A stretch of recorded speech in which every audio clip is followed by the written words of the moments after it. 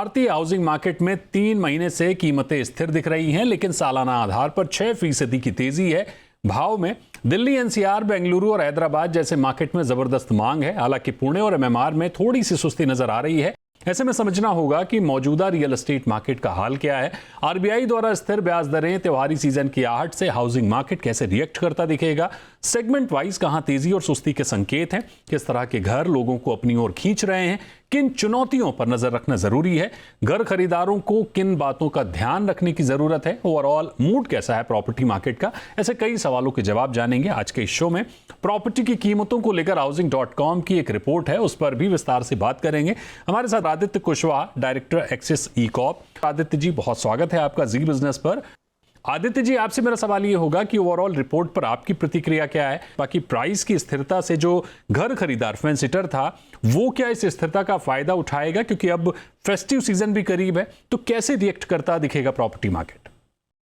दीपक जी नमस्कार। देखिए दीपक जी, अभी जो सिनेरियो चल रहे हैं, ठीक है, पिछले 1-1.5 साल से मार्केट जो है रियल एस्टेट की अपसाइड लगातार जा रही है।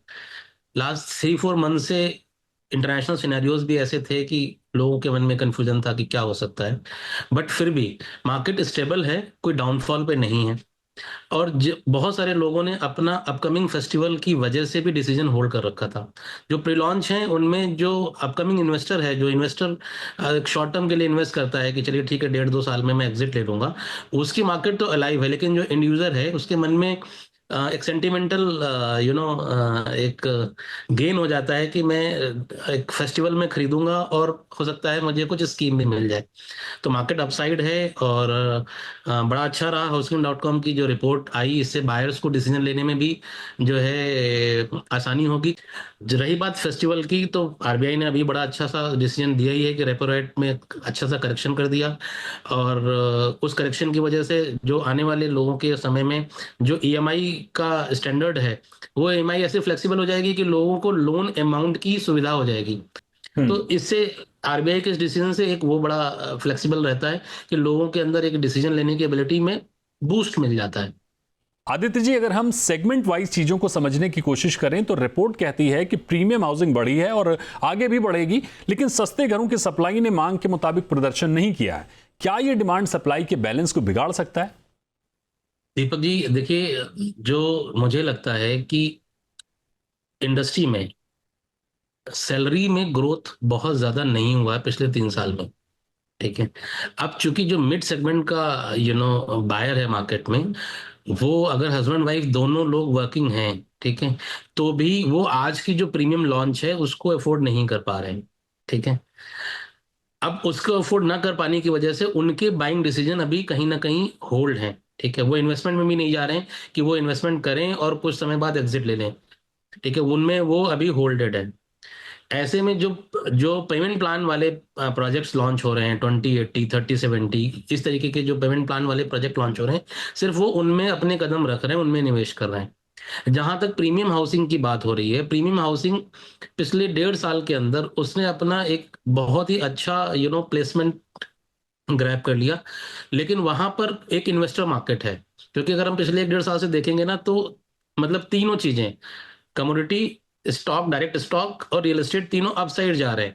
तो बहुत सारे लोगों ने शेयर मार्केट में शॉर्ट टर्म पैसा इन्वेस्ट करके गेन किया और अपनी स्टेबिलिटी के लिए उन्होंने रियल एस्टेट में पार्क कर दिया या रियल एस्टेट में इन्वेस्ट कर दिया, सो दैट उनको लगता है कि वो भी इस गेन का हिस्सा बन जाए, वो एक ही पैसे को 2 बार निवेश करके गेन गेन ग्रैब कर ले।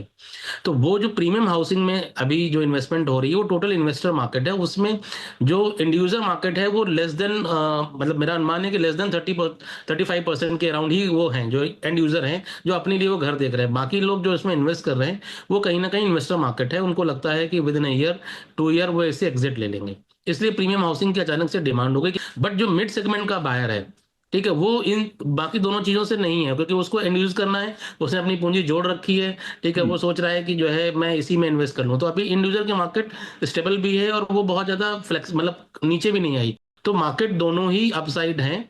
बट प्रीमियम में जो है अभी मुझे लगता है कि फेस्टिवल में कहीं ना कहीं स्टेबिलिटी ज़्यादा आ जाएगी कंपेयर टू जो पुराने प्रोजेक्ट चल रहे हैं। अगर उनकी कंस्ट्रक्शन स्केल ठीक चल रहा है, पैमाना ठीक है, रेपुटेशन ठीक है, तो उनको जो है इंड यूजर वाला बायर, जो मिड सेगमेंट का बायर है, वो देखने को फेस्टिवल में मिलना चाहिए। जाहिर है इस पूरी रिपोर्ट के आंकड़ों से जो निकल कर आ रहा है कि कीमतों में कोई बड़ा उतार चढ़ाव देखने को नहीं मिल रहा है। आगे भी कुछ ऐसे ही संकेत हैं। बड़े शहरों में इंफ्रा ग्रोथ के चलते नए डेस्टिनेशन बन रहे हैं। बेंगलुरु, हैदराबाद और दिल्ली एनसीआर जैसे शहरों में डिमांड जबरदस्त दिख रही है।